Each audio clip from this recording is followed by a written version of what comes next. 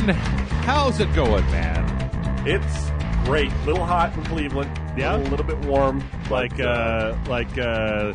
lots of parties on the streets. It's hot in Cleveland tonight. Like this party, everybody's getting down and. Woo! I wouldn't want to get everybody out of their houses and into the street. It could be a real funk going on if you did that. But it's like 98 degrees today. It's unusual. It's unusually warm, but I got air conditioning, so it's all good. As you know, from time to time, people I tended not to realize for the longest time that there's a lot of places up north where people just don't own air conditioners because it never really gets that hot. And then you start hearing about these heat waves and old people in the north are dying because of heat stroke. And it's like, why don't they just turn on their air conditioning, man? Just turn your air conditioning on. It's because they don't live in the desert where you have to have an air conditioner just to, not get heat stroke sitting around your living room all the time. So yeah, I've lived in various apartments in the Cleveland area without air conditioning, and it's like a brick oven sometimes. It's horrible. Yeah, gotta get a wet towel and put it on yourself and hope you don't pass out from the heat. It's awful. It was weird because when I lived in Seattle, I rented an apartment and it didn't have an air conditioning. I was just like, what the hell, guys? But I moved in, and then in the summertime, it was like, oh, it's kind of hot inside. I think I'll just open my windows and turn on a fan, and everything will be fine. And that's like so counterintuitive to me living in Texas where it's like, open the windows. What are you, fucking crazy? It's a sauna outside. I'm not letting that shit in here. Like, I live in a state where your dad is like, close the door. You air condition the whole goddamn neighborhood. And you're like, oh, that would be nice. Yeah. That'd be nice. So what have you been up to, man? I didn't talk to you last week. We did bring Jason on. I've been playing some independent games. Anything of note? What I've noticed lately, I don't know if you've noticed this or have been in the circles, but there's a lot of these survival games that are coming out and are out, like these ones where you just try to live in the woods. I don't know if you've seen this, but there's just I'm starving, survival, don't wilderness starve. Survival. Yeah. Don't starve, mm-hmm. Yeah.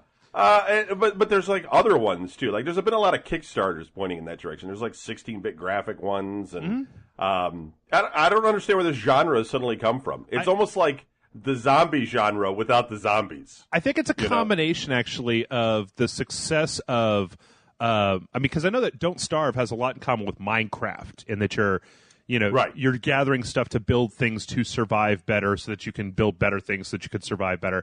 I think it's a combination of the success of both Minecraft and of DayZ.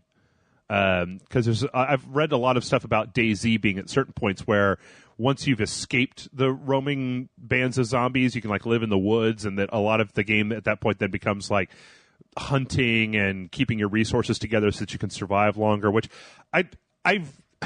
doesn't this all go back to Metal Gear though? Wasn't there one of those Metal Gears where he was just biting into a raw fish? Yeah, or something. Well, killing snakes and eating them, or I don't know. Not really. Actually, I consider it to go back to there was a game. Oh God, what was the name of that game? I think it was a sequel. Pac-Man. No, Pac-Man had to eat. There was things for him. No, what was it called? Okay, I remember the name of the sequel was. I guess I went too far back. Albion. Was that no? There's this weird game I remember a long, long time ago. I can't remember the name of it for the love or money, where they just dumped you on an alien planet and you had to survive, and they gave you some medicine and some food and a few things, but you had to just figure out what's going on, and you could amputate your arm. I vaguely remember that, yeah. But yeah, Metal Gear Solid 3, they had this system where basically you had regenerating health, but your health didn't regenerate, but you also had the stamina meter that was directly related to hunger, so there was stuff that would mess with your stamina meter, and if your stamina meter got too low, then your health wouldn't regenerate anymore. I always thought it was a pretty cool system as a way of just getting away from just I'm going to pick up some boxes with red crosses on them and get all my health back. Without going to the whole Halo, just I haven't gotten shot for 1 second. All the red jam is coming off the screen. I'm good again. I'm just not sure that games like Don't Starve are actually fun. I get the Minecraft. I've never played Minecraft, and I know I should, but I haven't. And careful, man. But I know I'm not saying anything bad about it at all. I'm just saying I thought a lot of it had to do with building these whole areas or your hangout and all that sort of stuff. I wasn't sure that this, and I don't know. But I wasn't sure that the survival was really that fun as part of the game. Well, you tell me. Well, Minecraft has, I mean, at least they've updated the 360 version, so it has it as well. But then the PC version of Minecraft is a lot like what I was talking about with Metal Gear, where you have a hunger meter, and if that hunger meter is constantly going down, and if it goes all the way down, then you start losing health. But then you also don't regenerate health unless you've got food in you. So part of the game is, at the beginning you're just foraging for stuff, but then you can set up like a farm. You can put pigs in there, and you can, slaughter them, and you can cook them, and the cooked meat works better than raw meat and that kind of stuff. But yeah, Minecraft is good because it's always just about like pushing over to whatever the next thing to build is. So it's like you get your house set up and everything, but then you want to start building better materials, and in order to get those materials, you have to go into more dangerous places in the game to get them. Okay. I tried playing Don't Starve like 3 times, and I'm with you, man. It never really hooked me like Minecraft did. It just doesn't seem fun. It seems like it's a series of annoying tasks that you have to do to keep going in the game, and I don't know what it is. It's like it lacks some creativity. Like, I like the idea of building stuff, and I think maybe that's where Minecraft works. I keep saying mind. I know it's mind. Minecraft works, where, you get to build and be creative. But these other games, I mean, I haven't played all of them, but a lot of them just seem like it just has the survival part, where I'm just supposed to gather sticks and try and start a fire before the bear eats me or something. I don't know. I mean, Don't Starve is weird because you make a camp eventually. I mean, you get these things that you have to put down on the ground. So you'll kind of get to a place where you can pick up stuff and you can move it over, and you can kind of make a little makeshift camp with walls and stuff. But it takes a while to get there, and it's never as immediately. I mean, like the first thing you need to do in Minecraft, the very first thing that you do when you start the game is you start getting shit together to build a house, because as soon as the sun goes down, the zombies and shit come out and they will try to kill you. So the first thing you need to do is make a hut or dig into the ground and then close up the hole that you created, some torches so that you could stay, safe at night and that kind of stuff. And Minecraft is sounding more interesting. I'm going to have to play it. No, when I said be careful, I wasn't even trying to say don't slander Minecraft because people get all up. What I'm saying is like you got to be careful with Minecraft. Minecraft is one of those games where you're just like, what? You're gonna 12 hours? What the fuck just happened? Like what? Maybe I need one of those games right now. I'm so tired of playing these little games that I've been playing. So yeah, that's cool. Need something epic, large and epic. Well, hey, you know what? We are so close to Grand Theft Auto 5. That's true. That's true. You know what? I'm going to slotting that one up. I'm going to use this as a segue into the news here because one of the news stories that I had pulled up, which is perfect here, is that Grand Theft Auto 5 is going to have 100 hours worth of gameplay in it.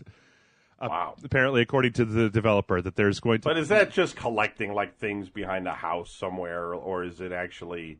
the missions and everything? I think that it's... Okay, it says, all this adds up to 100 hours of gameplay across the campaign, side quests, and back alleys of the city. This is in an interview with Dan Houser in The Guardian. So I don't know. I mean, I know that they've been working on it long enough, and that the guys over at Rockstar are good enough at creating this kind of side content that it wouldn't surprise me. I mean, I doubt that, if you just plow through the main storyline, that you're going to have more than... I don't know, though, man. GTA 4, even if you just hardcore mainline the main storyline, it was still 12 to 20-ish hours, depending on how much of that other stuff that you did. So if you think about 3 different protagonists, it depends on whether they're going to deliver on this idea that if you have 3 separate protagonists and each one of those guys has an entire Grand Theft Auto game worth of story to them. Yeah, right, yeah. Jesus, seriously. Have they mentioned anything about DLC? Because the 2 expansions that they had, the DLCs for Grand Theft Auto 4 weren't half bad. Although I didn't play the second one. I did play the Motorcycle Club one. I thought Lost that was to the Damned. Fun. Yeah. And so I was just wondering if they had mentioned anything about that this game's going to grow or whatever. The only thing that they've so far announced that I know of, and I could be wrong, they may have teased something, but the only thing that I know is that the game launches next week, and then in the 1st of October they're going to have a free update to do the whole GTA Online addition to GTA 5, where you can they have some kind of, it looks like a real basic, you can't actually edit the geometry of the game, but you can create like little areas. You could say like, I want to rope off this area, and I'm going to put these cars and these weapons in it, and I'm going to make a little deathmatch arena, or I'm going to make a race that goes from here to here to here to here to here, and that you can apparently play. You level up and you play with other people to do like the bank robbery type of stuff that you see in the game and a few other things. I mean, like, as soon as you say playing with other people, I just tune out. I don't want to play. Well, yeah, I don't know. I mean, for us, it's good because, you know, we've been waiting for a good thing to maybe do some multiplayer stuff with Rage Select 4. That would be perfect. That would be absolutely perfect for that sort of thing. But the big thing is I read this story, and the first thing that came to mind was I was like, oh, God, Rockstar's trying to kill me, Kevin. They're trying to kill me, man. In fact, it's funny because for the first time in the entire few years that I've been doing this, I contacted Rockstar to get a review copy of Grand Theft Auto. Oh, okay, great. And they were like, yeah, sure, we'll send you one. Now, they didn't tell me where they're going to send it, like, you know, this is just going to be the retail copy when it comes out, or whether I'm going to get it with a little bit of time to spare. But I'm like, unless it's in my mailbox right now, I don't have enough time to get through 100 hours worth of game. Like, if it is in my mailbox, I can kind of shut my life down entirely and just play Grand Theft Auto for like 16 hours a day but God, even that, like maybe the next 5 days, sleeping, eating. Yeah, I could. See, I think what you should do is just try and do it like you're never going to get it out before the guys that play it for 4 hours and throw up a review. You know, I think you should just try and play it comprehensively and then put up make a good audio thing of, because you could say everybody trusts you. Yeah. You know, you always play games to the end. So you can sit there and say you played the entire thing. You know what I mean? And so I can lie. It'll be a lie. Well, you could. You certainly could. Yeah, people could fall for it. So you started going off about the part in the game that reminded you of Dark Souls or something, and then we'll start catching on. Yeah, the third act of Grand Theft Auto 5 is weird, man. The spaceships show up, and then there's the dragon part. I mean, at that point, though, but you know what? It's going to take your average person quite a while to figure out that I'm full of shit. It's going to be like 3 months later. They come out, wait a minute, there was no dragon? Whoops. What was Jeff talking about? Maybe I got to collect more things to get the secret ending. And then what I'll do is, during those months, I'll finish the game, and then I'll just swap out all the audio and the video and stuff. So when they're like, wait, he said something about a dragon, they go back, listen to, did I make that up? Was there actually? That's hilarious. Yeah. There we go. The perfect scam, Kevin. This is like the companies, like misreporting their revenue or their losses over the next quarter or whatever. We'll just front load a review that's totally full of shit. And by the time anybody actually plays through the game, we'll have changed it so that they don't know. Oh man.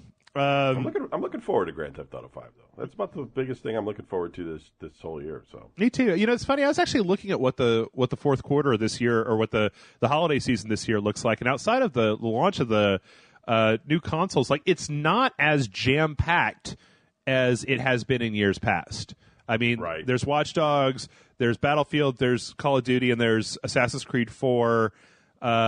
There's some Wii games coming out pretty soon. Like, I'm really looking forward to Wonderful 101 comes out this week, which is one of the only Wii games that I've really been just like, yeah, I totally want to play that.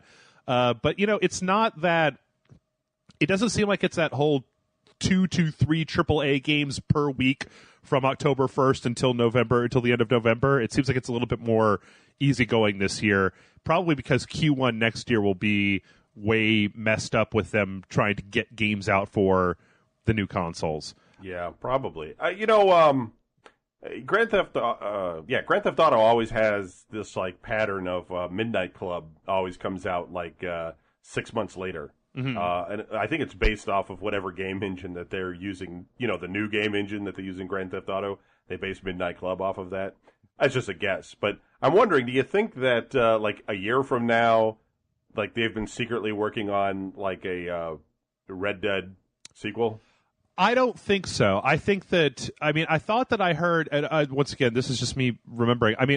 There was a news story from Rockstar saying that, like, we haven't abandoned any of our properties. This is basically what people were using as a confirmation that, like, there will probably be another Red Dead game. But I think the last time that I saw anything, it seemed to me like the next thing that they would do would be Bully 2. That makes sense. Yeah, that's right. I think that, in all honesty, I think that Red Dead Redemption 2, like, it's a good thing that Jason's not here right now because every time I say this, he threatens to stab me in the balls. But I actually think that it would be good for them to make GTA 5 their swan song for the current generation. And then in a year or two from now, put out Bully 2 for the new generation of consoles to cut their teeth on the development cycles. And then, not 2 years, but maybe 3 to 4 years from now, put out a Red Dead 2 that is, instead of running Red Dead 2, to put it out. Because obviously, when you look at GTA 5, we did a story last week. Somebody was talking about the development costs. GTA 5 development right now is something like $130 million. It's obviously all hands on deck, and they've been working on this shit for a while. Sure. That I would rather let them have 3 or 4 years worth of super intensive development to put out a Red Dead Redemption 2 where you look at that and go, Red Dead Redemption, fuck that. Red Dead Redemption 2 is the greatest Western game ever created. I want something that's going to make Red Dead Redemption look like a terrible baby toy when it comes out, 150 hours of gameplay, and the world is bigger than Red Dead Redemption, GTA 5, and, pick another Rockstar game all put together times 4, Plus, I don't know, the other thing about Red Dead Redemption 2 that's interesting to think about is, do you do a prequel? Because, hey, spoilers, everybody, for Red Dead Redemption. If you haven't played it by now, what's wrong with you? And skip forward by 3 minutes if you don't want to know. But, at the end of Red Dead Redemption, Marsden, not alive anymore. And nobody likes his kid. His kid's a boner. So yeah, I don't think you even go. I think you got to take it somewhere else, too. Because you can't just have the same. You're not going to want to just rustle cattle and roam around the New Mexican desert the whole time. You got to kind of do something different with it, I think. But defend the Alamo or something. I don't know. Well, but I think that it would be interesting if they went in that direction because, Red Dead took place right at the end of the Old West, right? Things were modernizing, the world was changing. And that's true. So if you took John Marsden and you went back to a prequel when he was actually in the gang with Bill Compton or whatever his name was. No, wait, that's the dude from True Blood, isn't it? Whatever that guy's name was, his yeah, I don't remember. It's okay. No, but if you took it back when he was running with those outlaws, doing more thieving and cattle rustling and killing people kind of shit, it could be a good excuse to up the stakes and to be able to have a world that was more in line with kind of old school Westerns than this whole, some people have automatic weapons if there's cars are starting to come around. Yeah. Or maybe they should do something where how the good, the bad, and the ugly was, where it was coming up right out of the Civil War, Yeah. And kind of mingle with that. That might be interesting. Mm-hmm. I just think, I guess all I'm saying is I just don't want to do better graphics of the same missions, I want to be a little bit different, that's all. But say what you will about Rockstar, but I feel like every time they do one of these games that they tend to, I'm really interested, one of the things I'm really interested in GTA 5 to find out about is how they've upped the actual, combat mechanics in the game, because, I went back and played a little bit of San Andreas, and, San Andreas is rough now. Just the amount of smoothing out they've done. Because I don't know if you remember how in GTA 4, it's they kind of integrated the and in Red Dead as well. They kind of integrated the control schema from Manhunt into the game, so that it was a little bit better, just overall action than the old GTA's were. So I don't know. The controls in the old GTA games are just. I think I died more from just for some reason they could get the car physics and driving around down pretty good, but the minute I had to have a gun in my hand and aim at somebody in those older ones, it was just you're dicked. Yeah, it's terrible. All right, well, I tell you what, let's roll on. This wouldn't be the Rage Select podcast if it wasn't for an Xbox One story. I feel like I have to get one Xbox One story for everyone, no matter if there's one or not. But the story that's come out is that the Xbox One is launching on November 22nd. That's as much news as I can get for it. Is that Black Friday this year? I'm pretty sure it is. Or wait, okay, Black Friday is what, the last Friday in... Well, it's the Friday after Thanksgiving. When is Thanksgiving? That is the question. I'm not sure. Is that the third Thursday in November? I think that's right? Yeah, right. Yeah. So, if that's the correct, then it would be on Black Friday, which... I don't know about that, man. Jeez, Okay, no, Thanksgiving is November 28th. So they're going to drop so it'll be earlier. The week before Black Friday. My question, I guess, is: do you think that this will? Do you think the fact that the PlayStation 4 is launching the week before is going to make any real serious difference to the sales numbers that people who are? No, I mean, I think people that want a PlayStation 4 have already queued up. I mean, I hear it's sold out. I think we talked about that before. There's nothing.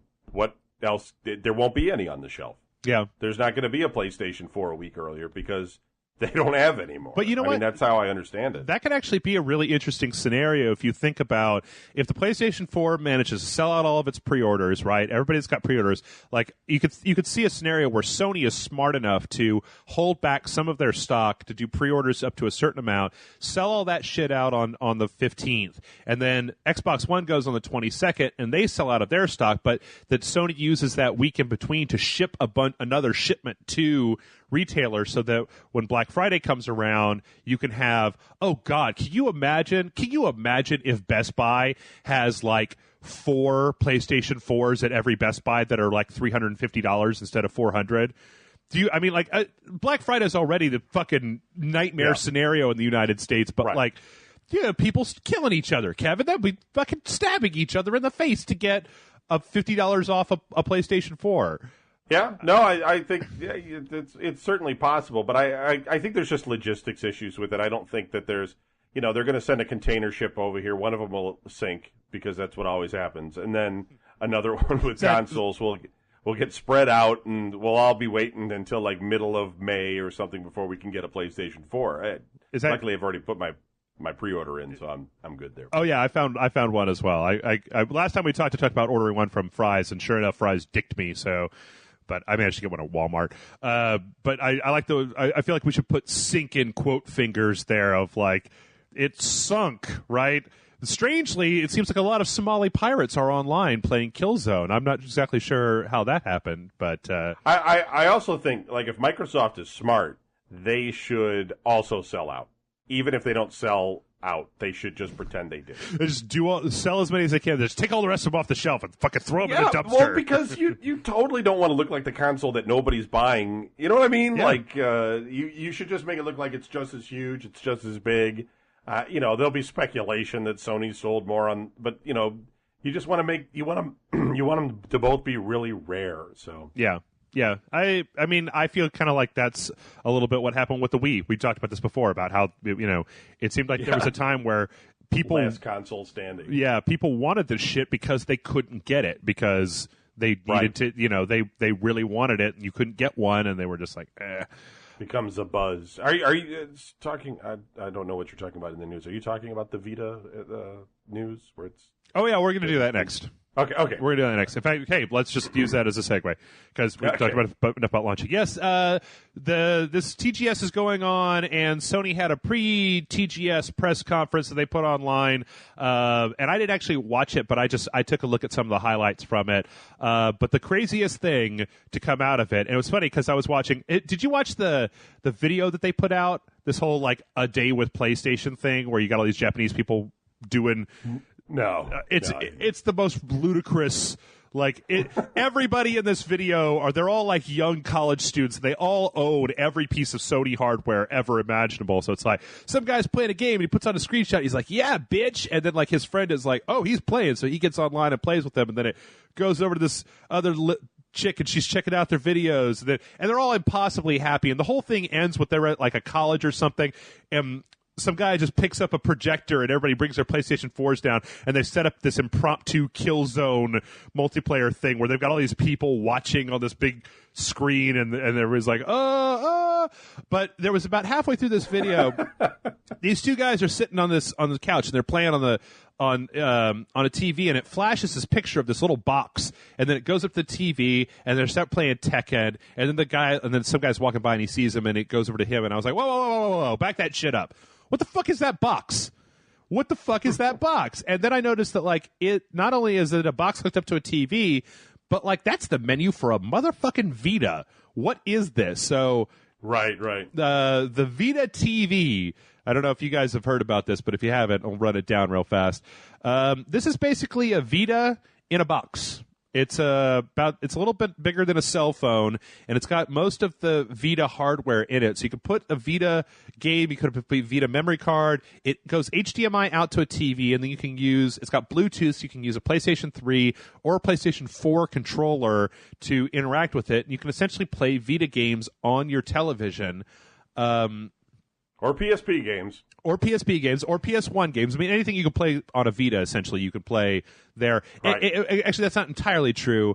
They've said that there are select touchscreen games. Yeah, select Vita games that have touchscreen integration are not going to be on there because, there is no way to do that. Even though there's kind of an idea about if you had a PlayStation 4 controller, right, that has a touch panel on it. Oh, that's true. But this thing is going to do 720p and 1080i out to the television over HDMI. But the other really cool thing about it is that because Sony is making sure that the Vita is able to stream PS4 games, this thing will also act like a remote streaming box that you could supposedly stream your PlayStation 4 through this box to another TV in your house. Or maybe stream, entertainment content if you end up using it for that. Right? Yeah. Watch movies or something. Mm-hmm, Netflix or stuff that you got off of Hulu or any of the services on the PlayStation. And so far, like the pricing for it in Japan is it's equivalent of about $100 for the base unit, and then there's a $150 version that has a DualShock 3 and an 8 gig Vita memory card. No plans, no announcement yet about whether this will be coming out in the United States, but this is a weird thing, Kevin. This is a fucking bizarre piece of equipment, and I want it. Yeah, I kind of want one too. I would get one anyway just to go into my game collection. But I wonder maybe, Japan's a weird thing though. They've had some systems that we never saw. They had that PlayStation DVR. They had that disk drive for the N64. And yeah. I wonder sometimes, they got people living in boats over there. You know what I mean? They got those junk boats and everything. Maybe they just they give it coming up with game systems for those people to play. I have no idea. I don't even know why. Why would you get that though instead of just getting a Vita with an HDMI cable from the Vita to the TV? Wouldn't that be? I mean, I guess it's cheaper, but I just wonder if wouldn't it just be more optimal since you would have the Vita that you can. It's a portable system. Yeah, I have no idea. Like, I personally am of the opinion that I think that the Vita's got Bluetooth compatibility. If you just had an HDMI out on it, it's like you could just sync up a controller to it, right? Right, yeah. And then just do it that way. But I am firmly under the, crossplay. Like, I've used crossplay a little bit for some of my stuff between the PlayStation 3 and the Vita. Guacamelee was the game where you could just upload your save, and you download it on the Vita, and then you just keep on playing. And that's really cool. Like, I think it's an idea. Being able to take the game that you're playing on your TV and then put it on your handheld is cool. The main issue that I have is just that I think that all of the handhelds should have some kind of solution to play on a TV, because I have no problem, I take my 3DS on vacation and I'm playing it, or, if you go on a bus or you're going to be somewhere where you don't want to talk to a lot of people or whatever, just wherever, if you need to have a game in your hand, that's cool and everything. But the other half of that equation for me is that when I'm at home, I don't want to be hunched over a Vita or a 3DS or any of that stuff. I have several TVs and monitors that are just fine for playing that stuff on. But right, I get that. But the thing is that, the Vita is not even as powerful as the PlayStation 3. You can get a PlayStation 3 for, probably in Japan for comparable cost of this device. Maybe a little bit more, but not much. And you're going to get a better experience. I mean, you're going to get the Blu-ray player and the controller and the hard drive and all of the streaming and utilities and everything that are already on it. So what's the catch? I don't get the purpose of this for them. I don't understand why somebody would buy that over anything else. I really don't think. I do want it, but I really don't think Sony should release it in the United States. It will fail. Yeah, I mean, I guess the only thing to maybe consider as far as that goes is it seems like if Sony releases it in the United States, that it's not really a super big gamble for them. I mean, at $100 price point, it can't cost that much to make. It doesn't have a screen on it. It doesn't have buttons on it or any moving parts. It's using the controller as an existing PlayStation controller, so it's not even like there's a special thing for it. They're just shoving the OS onto a thing and letting it have HDMI out. So if you're Sony, you figure, what can these things even cost to manufacture? $10 a pop, $20 a pop, something like that. They don't have a drive. They don't have any. I mean, they have 1 gig of internal memory in them. They have some, whatever the. Well, yeah. I mean, I just, I just don't think gamers are going to drop that $100 for it. I just don't. I think, they also announced the new, cheaper, lighter, Vita as well. Yeah. And I think gamers will be, if you're going to go for the Vita, you're more likely to grab that than this weird device that's going to let you play these games on your TV. Because, I mean, it's like you said, you're a gamer already. I mean, look, the guys that are buying the Vita, like 3DS is going to the little kids. We all know. It's cool that adults have a 3DS. I have a 3DS, okay? But when parents are buying their kids the handheld, they're giving them the 3DS. They're not buying them the Vita 9 times out of 10. So the people that get the Vita are hardcore gamers like you and I. And we already have our big console system. So we're not really, I don't know. I just don't see it as being some sort. I don't see a guy being like, I need a game system in my room. I think I'm going to buy this one over all of these other choices. You know what I mean? Like, it doesn't make sense to me. There's a certain amount of, but yeah, this is, just like the Vita, just like you're saying, this is going to be a high profile tech geek kind of thing. It's going to be you or I or some big gamer or whatever in the store going, I got $100 in my pocket. I wouldn't mind having that thing. And I mean, I guess the big thing would be for me, the biggest selling point for me would be if it indeed does stream PlayStation 4 content. Yeah. I mean I can see that, but. I mean, mostly for me, just because I have several TVs in my house, it would be nice for me to put that on my downstairs TV and not have to move a PlayStation back and forth. I could just go downstairs, boop, turn the thing on, and ready to go. But then, yeah, that's somewhat cost effective. I can see that for the time being. But I think that if they do something else with it, that totally makes sense. But as its own gaming experience, I just think, you're going to play Vita games. How many good Vita games have we talked about on this show? There's a few. Yeah. There's not many. And, there's some good PlayStation Portable games, but you're really going back. I don't know. I just think it's a gamble for Sony. I do too, but it's probably, I don't know. Who can say? The other stuff that came out here is, and this is a weird one to me. I don't know what the fuck is going on here. Apparently, the PS4's Japanese launch date is February 22nd of next year. Which means that Europe and the North America are getting this system 3 months before Japan. Which one? PlayStation 4? Yeah, PlayStation 4. Not even 3 months. That's what? So December, January. Okay, yeah, it's around 3 months. That's bananas, man. What, the new PlayStation is coming out in Japan 3 months after the launch date in North America? That really just goes to show how the money for gaming, where the money for gaming really is right now, I guess. Yeah, I think everybody's had a hard time selling base consoles, not handhelds, in Japan. Yeah. I don't, anytime you look at any of those game charts, it's always the handhelds that do well over there. Some sort of cultural thing. It's true. They sell, but they just don't. They don't move the numbers like in the United States. We're definitely number one, and Europe, they're coming up. They're getting bigger, stronger. They're number 3 right now, but I think it's not too long. They could be number 2 against Japan, because Japan just seems more interested in. I don't know. Maybe they like having that camera on there to snap shots under girls' dresses, something when they're on buses. I have no idea. Oh, Kevin, come on. I know. I don't mean to offend the one Japanese listener that's listening. No, but it's funny actually thinking about that. A lot of people point out that the PlayStation 3 was apparently. I don't have the numbers in front of me, but from what I've heard, it was like the PlayStation 3 was apparently extremely successful in Europe, more so than the Xbox 360.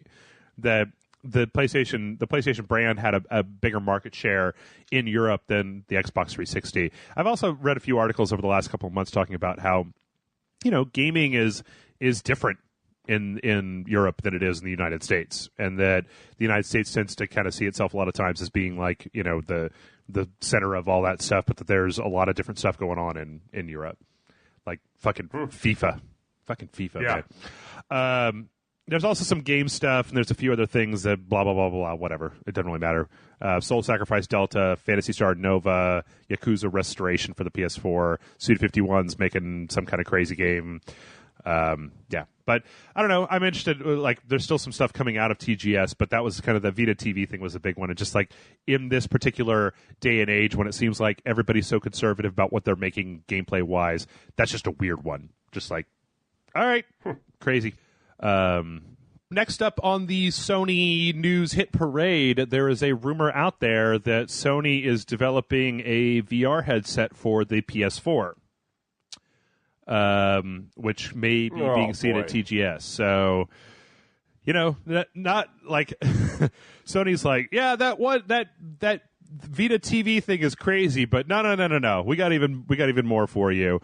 Which I like to look at this. I don't know. I'm looking at an Engadget, a picture from Engadget, and they've got this cool, like, you know, it's a shiny plastic thing. Looks like RoboCop's visor, almost. But I don't know. I mostly put this in there. You can take a look at it there, Kevin.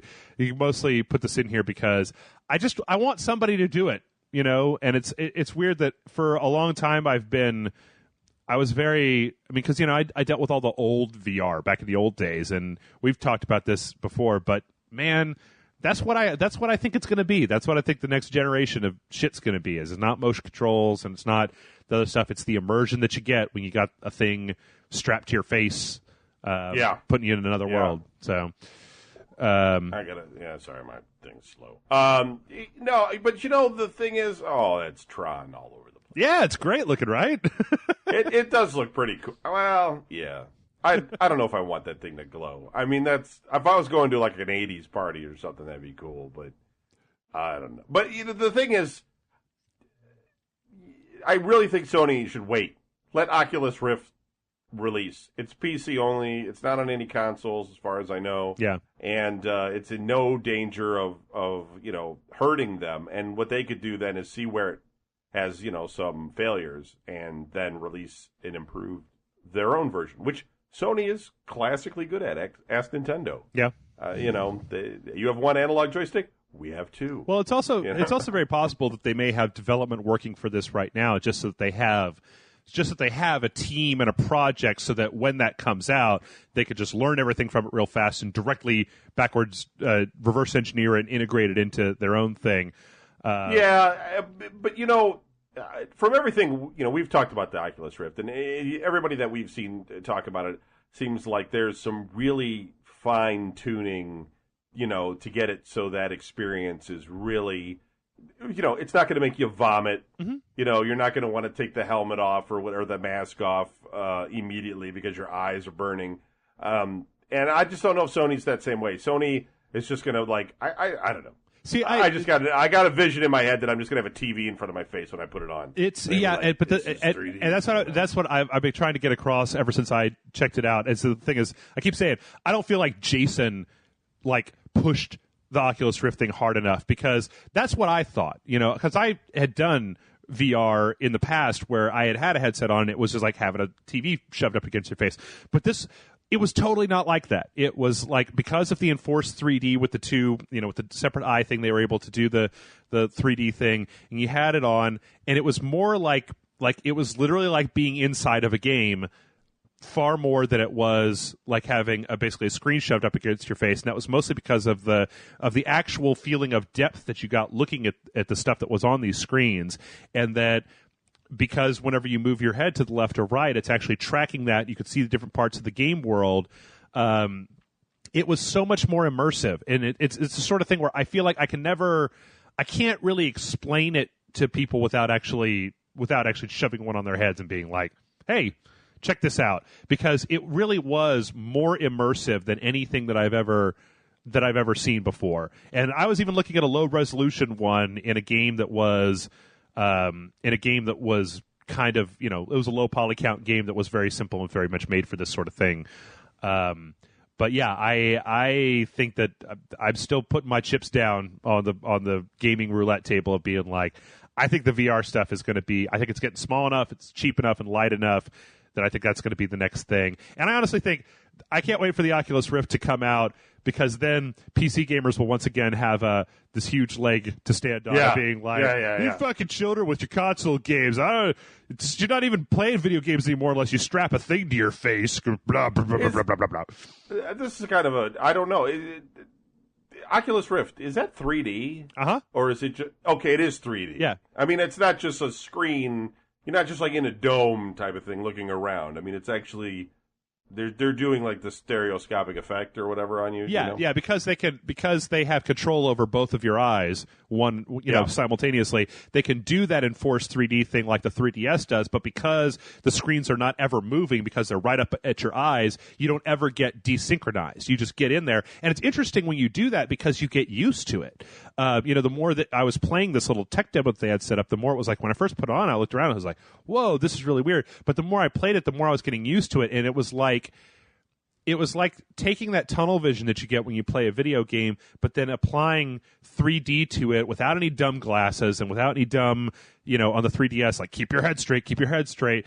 But then because you could move your head and you could look around those three-dimensional objects, the effect of 3D was bolstered a lot, because it was not just like you're locked into this 3D, but you're still having to stare directly at the screen. Is that you can actually tilt your head and move around stuff physically, and it still works in that 3D space. So the simulation of reality was that much better, and that's what made my jaw drop open of just being like, this shit is the fucking future right here. That whoever can get this working and can get it out, can get it cheap enough, and making it work well to people, that's going to be I really feel like it's going to be the next big thing, because we should start a betting pool though, and have everybody put in $1 and then guess what will be reported as the first Oculus Rift death.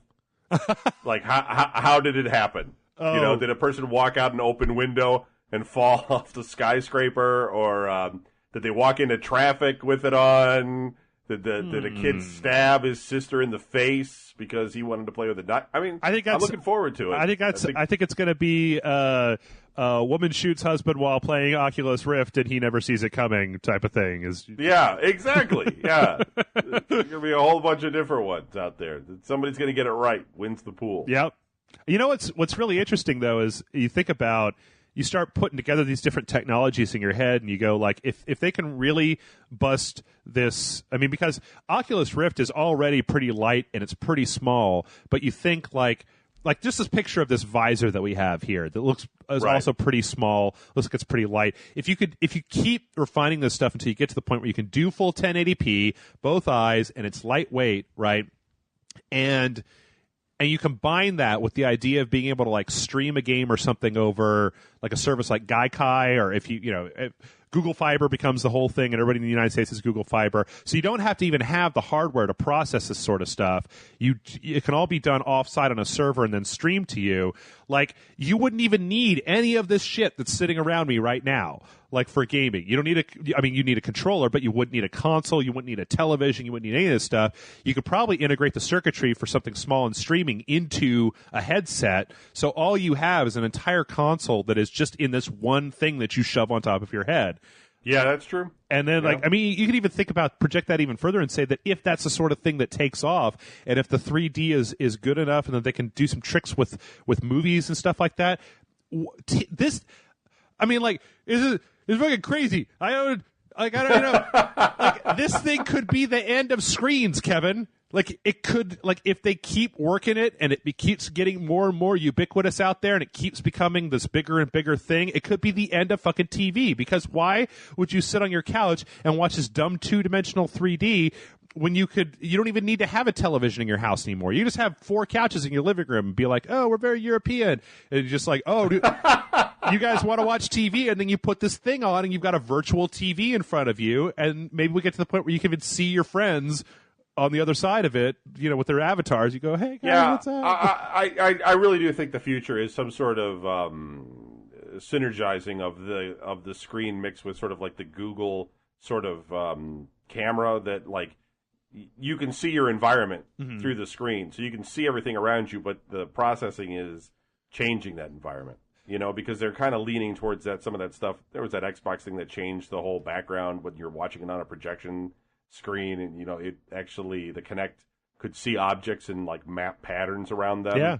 And if it's able to do, you'd like, I guess, you know, you'd be like looking at your car and it'd be a different color. You'd be like, I think I'd like my color is blue, and it would just turn blue. There was one that had there's one headset that I saw. I read about this demo. It was like 2 years ago where they had a VR headset, right, where that actually had a camera on the front of it, so you could see through the headset, you could see reality, right? And they had this demo where the woman led you into this room, and then she turns into a zombie and goes, bah, you know, and then it was like the woman and the room were real, but then they had a version of the woman in the room that was on the headset, so that when they cut over to her, the room then became projected through the screen, and the woman became a zombie, and it was like, that's an incredibly interesting, like, that's a way to up your motherfucking video game. Yeah. Like, imagine if all video games started by sitting in your living room and then a fucking portal opens up and it fills up your vision and shit. Or if you had a system where the Oculus Rift has a camera on the front of it, and then if your friends come over, you're like, you hit the PlayStation button and the game wipes out of your field of view, and then you can see them. You don't even have to take the fucking thing off. You're just like, hey guys, what's up? Come on over. You know, sit down, blah, blah, blah, blah. Yeah. I mean, just if you're playing like, say, you know, Dark Souls type of game, all of a sudden everything in your house could just look like you're in a dungeon type of thing. You know, your walls would turn into brick walls, and your floor would turn into like a wood floor, and you'd pick up your cup with your drink in it, and it would be like a goblet or something. That's motherfucking future right there. That's PlayStation 4. That would be amazing. I'm waiting for reality part 2. Yeah. I think it's going in that direction. We've got years before that happens, but I think if Oculus Rift is a success, which I think it will be, I think that's the next logical step. Yeah, me too. Well, you know what? It's funny that you bring up the IllumiRoom, Kevin, because there was another story that was out there that I picked out that said that the IllumiRoom will not be coming to stores. Yeah, because let's see, the blah, blah, blah, blah. This is one of the guys from Microsoft Research, and he says it's very, very cool tech, but it's like, for a consumer, it requires projectors and things. It's really super neat if you're in a lab and you've got Microsoft money and you could totally set up this awesome lab, but we looked at it, but for an average consumer, it's like thousands of dollars. See, what sucks is that, like, that thing exists now. Mm-hmm. Somebody has it. Mm-hmm. And it's never going to be for sale, and it's going to exist, and I want it. You would track this guy down and be like, I will give you $10,000 for that prototype, and he'll be like, bitch, Microsoft will put me in jail if I give this guy. Yeah, or it's going to be in some crate in a warehouse like that Raiders of the Lost Ark thing where like you go in, and it's going to be next to the Ark of the Covenant and stuff, and it's just, that's where you're going to be able to find the IllumiRoom. Who's got the IllumiRoom prototype? Top men, Kevin. Top men. God. And then, you know, you can get in there with Kate Blanchett or whatever, and fucking, you know, her Nazi Russians or whoever the fuck they are. Find old gaming artifacts. Yeah. It belongs in a museum. My museum, goddammit. I never really understood what the whole point of that thing was anyway. Like, that was one of the ones where Jason was super excited about that, and I was like, this is dumb looking, man. I don't. Yeah, it doesn't. It's just, I think the technology is interesting more than anything. I mean, just the way they were able to like map stuff to the physical objects and change those objects with the light coming out of the projector. Very interesting idea, but yeah, they're totally right. There's no market for it, dude. Fucking glasses, man. Good VR goggles, Google glasses. Yes. I don't care. Whatever. Right. All right. Well, so next up on the Hit Parade, we got 2 more stories, then we're going to go do some emails. These are going to be some pretty fast stories. One, hey, Kevin, did you know that there's a Kickstarter out there to make a sequel to River City Ransom? No, I did not know that. Totally awesome. I read it today. It is River City Ransom Underground, and at the time of this, they have about $25,000 of a $180,000 goal with 28 days left to go. I am going to fucking kickstart this shit because River City Ransom, I love that game, and I would been waiting for a sequel for years. Yeah, and years. I'll kick in with that. I've bought way too many Kickstarters, so I've slowed down a little bit. Yeah.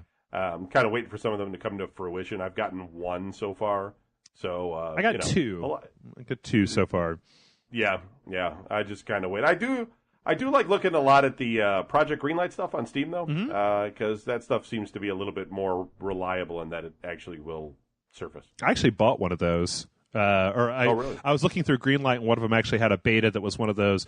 It's a weird thing these days, looking at the number of games. A lot of people ask us on Rage Select to play the games that are in the early access betas, where you pay and then you get access to it, but it's in development. And I'm just going to say it right now, for those people listening, I know that a lot of the people who want this stuff don't listen to the show, but for those of you who are listening, I generally try to stay away from that stuff, because you just get in this weird question of like, well, if you look at it now, do you look at it again when it's out? Are you giving people a good idea of what this game actually is, because you're showing them this weird bugged up beta version or whatever? So yeah, I generally try to stay away from those. Like there's some guy on the website, dude, I don't remember your name, but he comes in all the time asking us to play this one game that's in that's in alpha early access, and it's just like, not until, when it comes out, we'll totally look at it, because that game looks pretty cool, but not now. Not now. But anyway. Yeah, I agree with you. You could play betas and alphas and things forever too. That's just because they're, marketing it is a big deal. This sort of thing has been around for a long time, and historically the only people that ever really played betas were the magazines, because they had a 2 to 3 month lead time before the magazine would actually get released, so they had to go and play those games. But when you're dealing with the web and the immediate release of content, it's better. I personally think it's better just to play the full game, so you have the full game experience, because things can change. Imagine if you played Aliens Colonial Marine in alpha. Yeah. Or it's like what's that one? The Prison Simulator? Prison Simulator, is that the name of it? The one that's been made by the guys from Uplick or whatever. Like, that game is full of bugs and stuff, and people have said, like, you should play this. And it's like, well, but the thing is that I know it seems like a lot, but we have 5 slots every week to put games into, because Saturday is Red Dead and Sunday is the ladies of Sparkle Fandango. So we have 5 things every week to put stuff in. And we generally do 2 parts of games, because, let's be honest, 30 minutes in a game, a lot of times you don't get nowhere.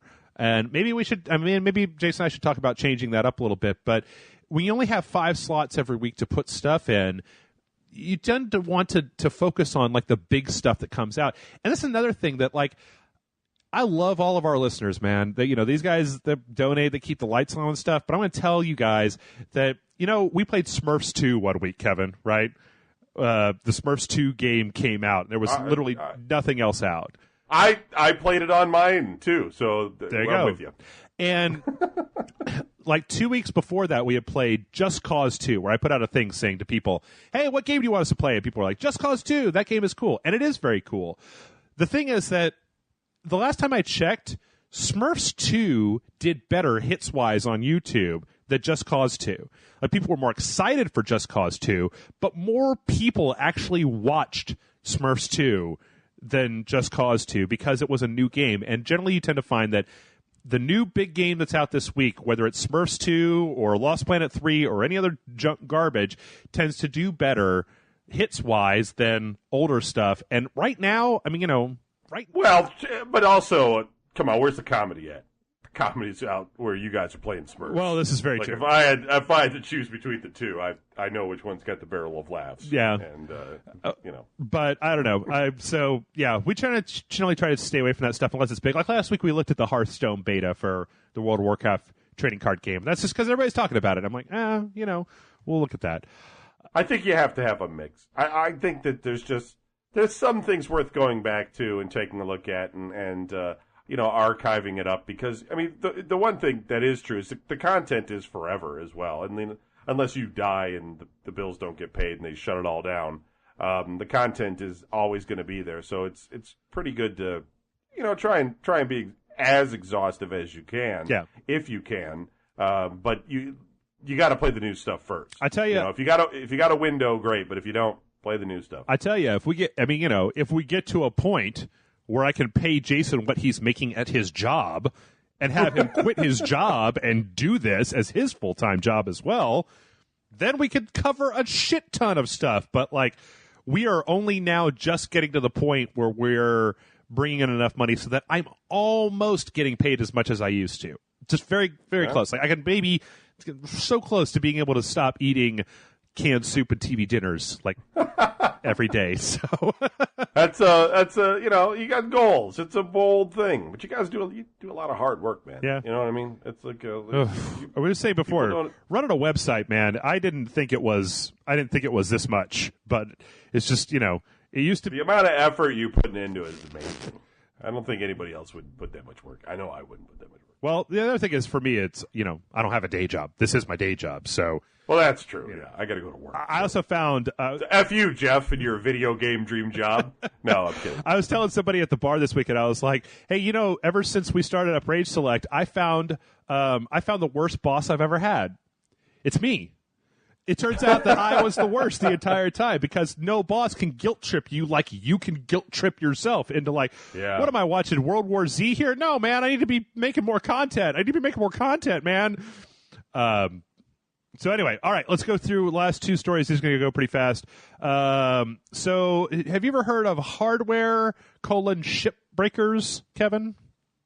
No. Okay, so this little independent studio that had some of the people who made Homeworld was making this game called Hardware Shipbreakers that was kind of like a spiritual successor to Homeworld. What do you just have a welding torch and you break down ships or something? Is that what you're doing? Or there's a trailer that looks like they're using the art style from Homeworld, and there's actually a bunch of people. There's a bunch of like vehicles on land going up to a big derelict ship to salvage it, and then there's some dudes trying to jump their claim or whatever. But the news this week was that Gearbox is lending the Homeworld name to this game, to Homeworld. It's now called Homeworld Shipbreakers, and that it's gone from being a free-to-play kind of smaller indie thing to being like a full-on title. Now, I don't know what to think about this, because Gearbox hasn't exactly been the best place in the world over the last year, and I really like Homeworld a lot. So I'm hoping that this doesn't mean that Homeworld's going to get all jacked up for some reason. I don't know. Yeah. People like to say that, Randy Pitchford is the devil. Like Jason is really Randy Pitchford is the devil because of Aliens Colonial Marines and Duke Nukem Forever, which I honestly think that some people list Duke Nukem Forever in there, and I'm like, you can't blame Duke Nukem Forever on Gearbox. You really can't. They just cleaned it up, put the code together, and put it out. They didn't make that game. They just released it. But yeah, I don't know. I'd be interested to see how that goes, and it's one of them I'm going to be keeping a real close eye on. And finally, kind of a little jokey story that I put up here just because it was funny. This goes back to us talking about VR. There's this video out there asking, this is on Joystick, and they said that the Oculus Rift needs some kind of like gyroscope in it that will auto pause the game. And they're saying that the reason for this is that you're playing the scary horror game, right? And then you turn around, the fucking Slender Man's up in your face, and you tear the Oculus Rift off your head. And you're like, oh god! But the game is still going, and then your game gets all fucked up because it doesn't auto pause. These are things nobody has had to think about before. Is do you need to have something so that when you rip the Oculus Rift off of your head and you go, does it save your game and quit for you? What if you reached up to pull it off your head and a hand grabbed your hand and wouldn't let you? Now that would be some scary shit. There's somebody else in your house. Like, damn, that would be. Whew, you just start swinging. I can't even see it anymore. I'm just swinging. That is one of the weird things about the Oculus Rift is that, when I was playing it, it did occur to me at a specific time. It was like, I'm really vulnerable here. My eyes and ears are totally co-opted by something else. Like somebody could just walk up and fucking, tie me up and throw me in the back of a van, steal my kidneys and shit. No problem whatsoever. So. That's perfect for the aftermarket. So we just got to build a motion detector that taps you. Just a robot, like a thing behind you that will just mess with you while you're playing the video game, or just alerts you that when somebody else walks in the room, they're like, all right, you better pay attention because your brother's coming and he's going to totally mess with you. So kind of like USB, like motion alarm app that you could, you could put in your game so that it's like, whoop, whoop, whoop, your door's open, and you're like, oh, shit, oh. Yeah. I see you back there, Jason, trying to scare me and shit. Right, exactly. I can't wait, man. I can't wait. I mean, I'm going to be old and shit, and I'll be like, I remember. Have they announced a release date yet for the Oculus Rift? Is it still slated for next year sometime, or is it? I don't know. I do know that they're talking about. Let's see. Oculus Rift on Wikipedia. Release. Consumer version is in development. Aimed general market. Doesn't look like yet, but no. I don't know. I'm sure that there's a news story somewhere that'll talk about that. All right. Well, anyway, that's all the news fit to print, at least for me. So we're gonna take a real quick break here, and when we come back, we're going to do some of your emails. So we'll be right back.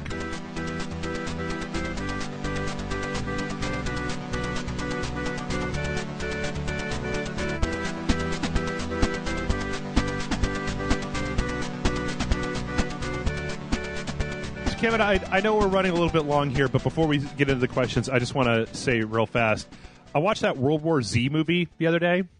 Yeah, I haven't seen it, though, so don't spoil when Brad Pitt becomes a robot and all that. I don't want to know. Well, you already know about the Brad Pitt robot. I tell you about the dragon at the end, but, I really enjoyed it. I really liked that movie. And you know that I'm not really a big fan of the whole zombie stuff, but I liked it because it was a movie that was less focused on like, oh, there's zombies, let's all fuck each other over, and how do we survive? It was like, here is a movie about how do you fix this zombie problem that we currently have. Also, they did a lot to make...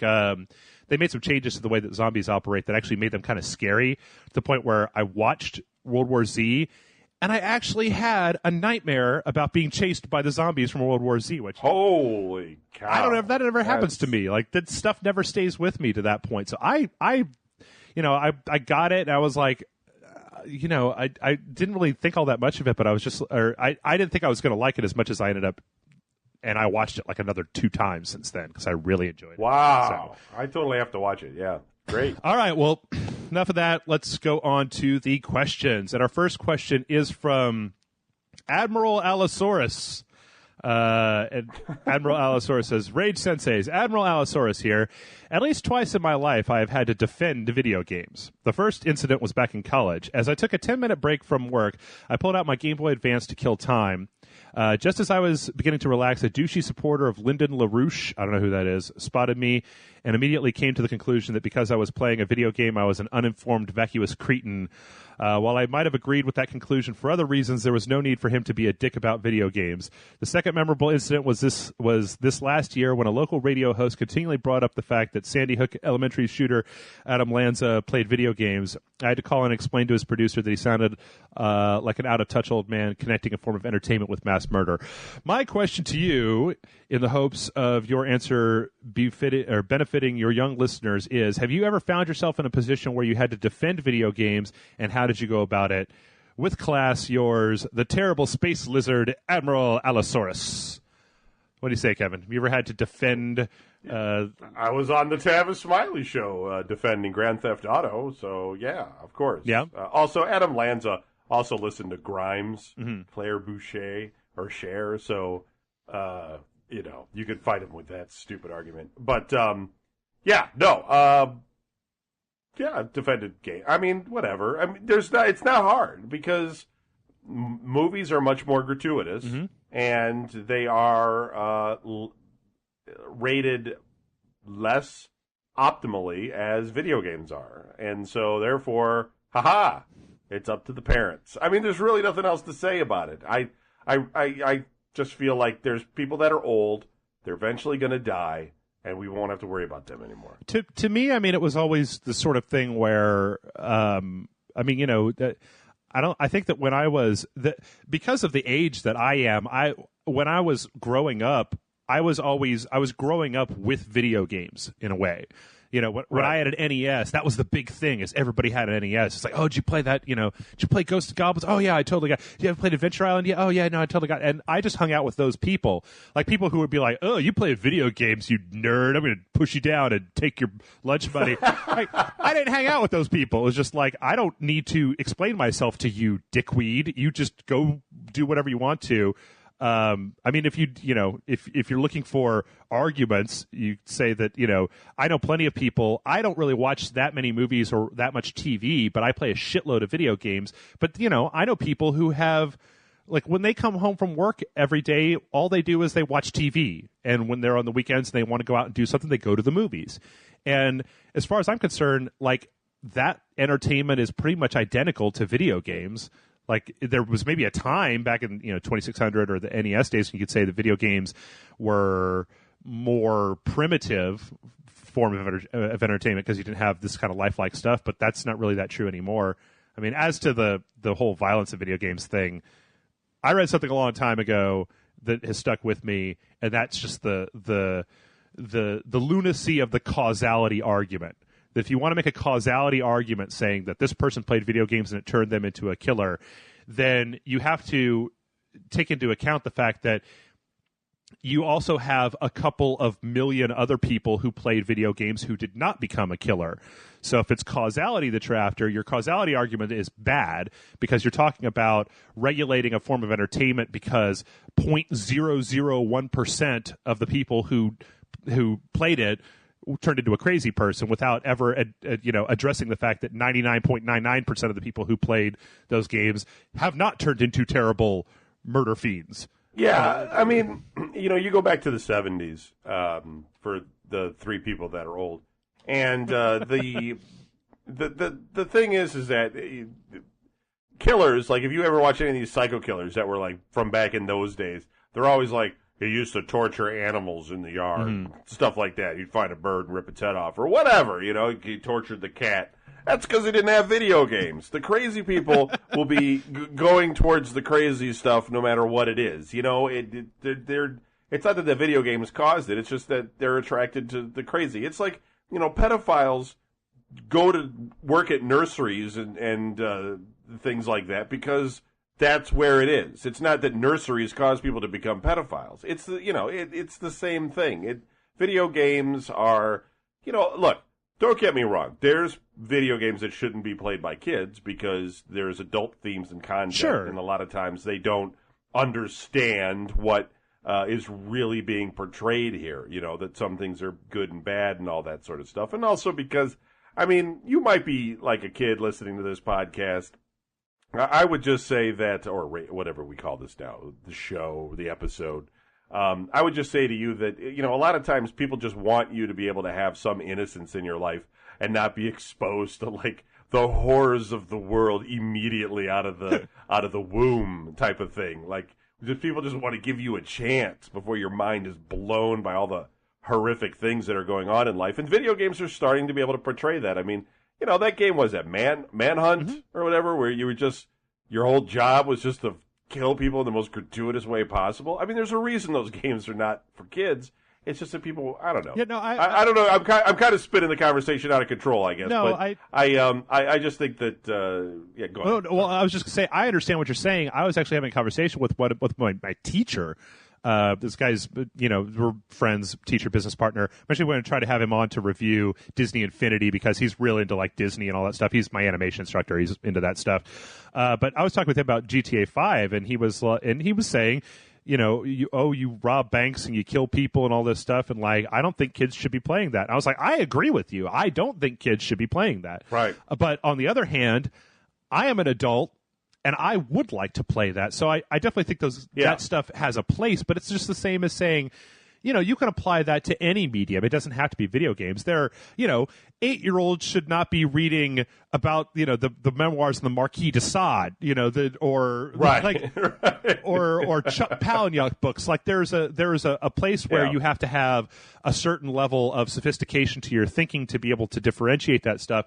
And it's, I don't want to sit up here and say that, that if you were a 5-year-old and you were playing Manhunt, that you may that may not mess you up in some weird ways, but there's a lot of things that could mess you up in some weird ways. Yeah, absolutely. Watching Seven I also think could mess you up in some weird ways. Oh yeah, right. Yeah, exactly. Or Old Boy or something. Right. But the also I think too much time can be spent on games just in general, and that can cause people to disassociate from their not like from reality or something, like people say he's going into another universe or some stupid crap, but not socializing with their friends or real friends, people that you go outside and hang out with and stuff, and you spend 8 hours a day on a screen, and like Jeff does every day, and then look what happens. Yeah, you end up a bitter old man.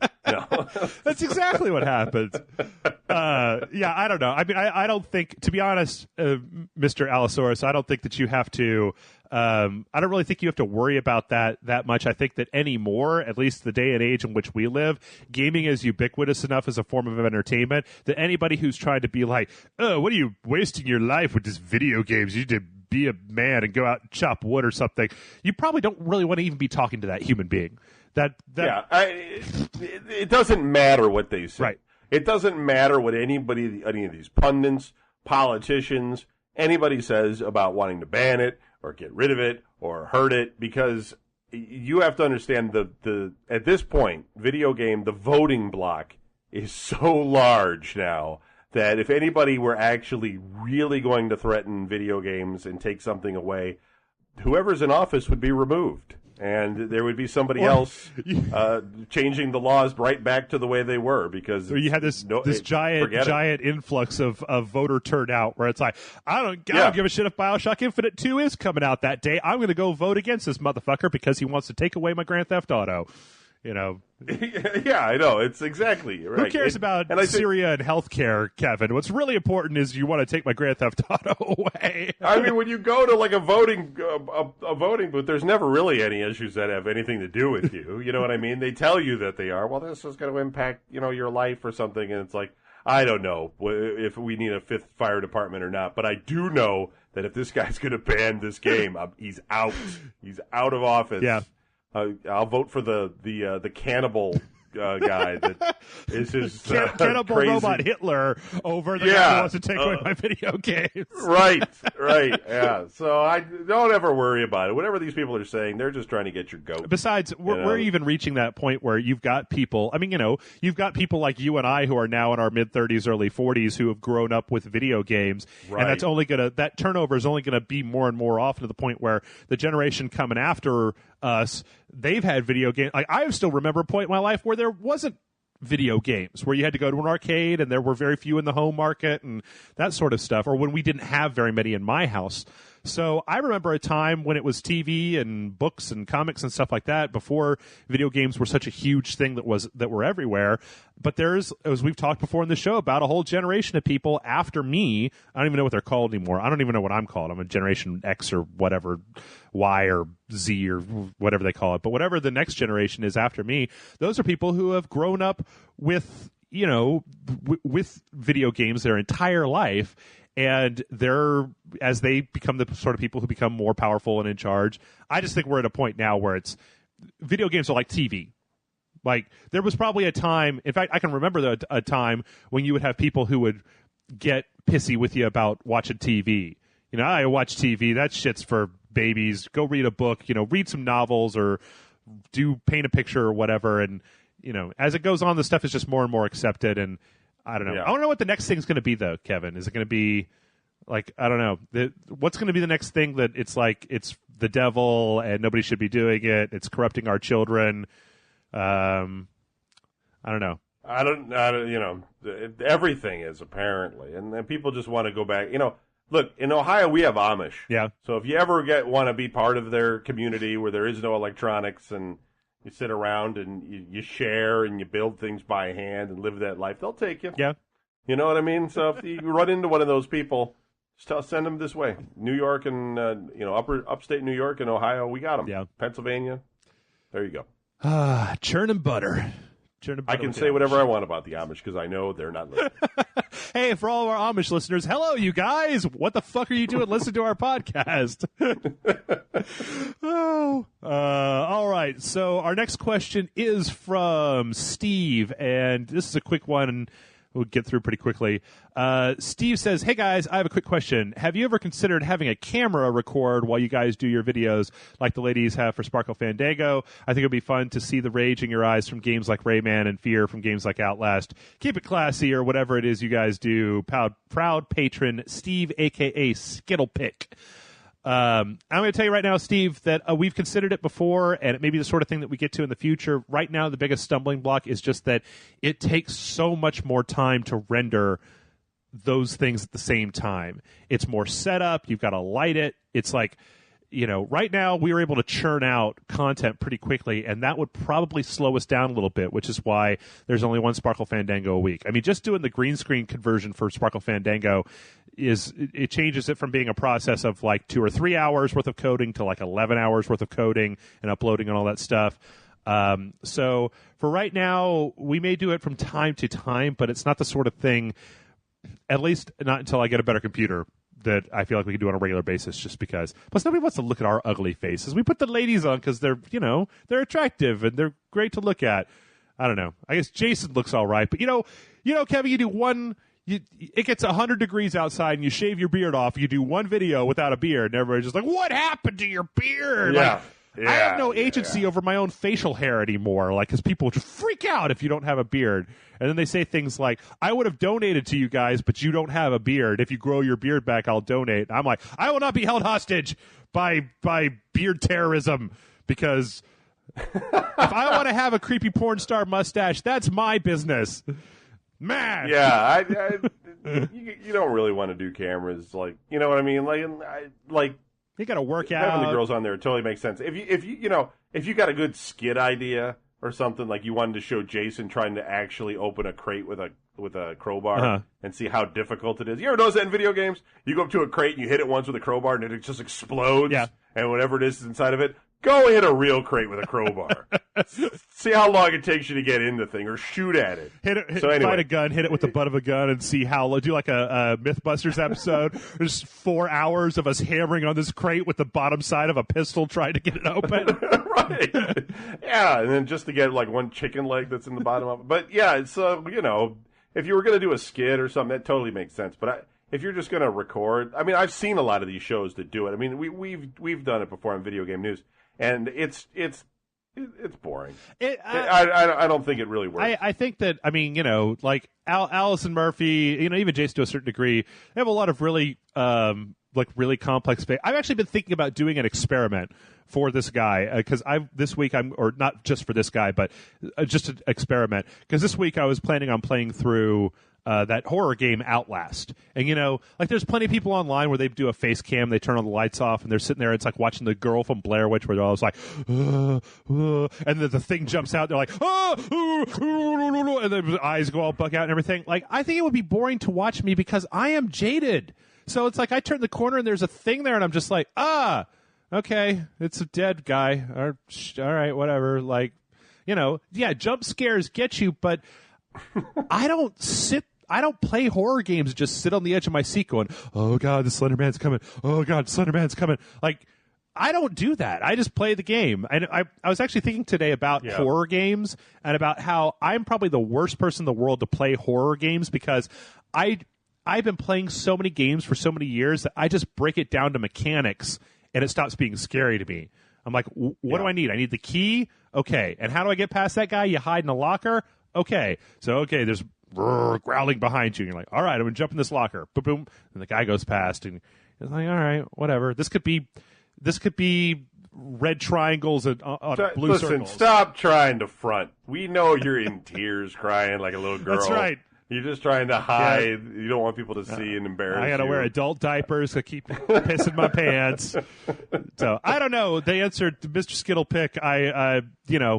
Maybe we'll do some stuff like that, but I honestly think that it'd be probably less entertaining than you guys may think that it would be.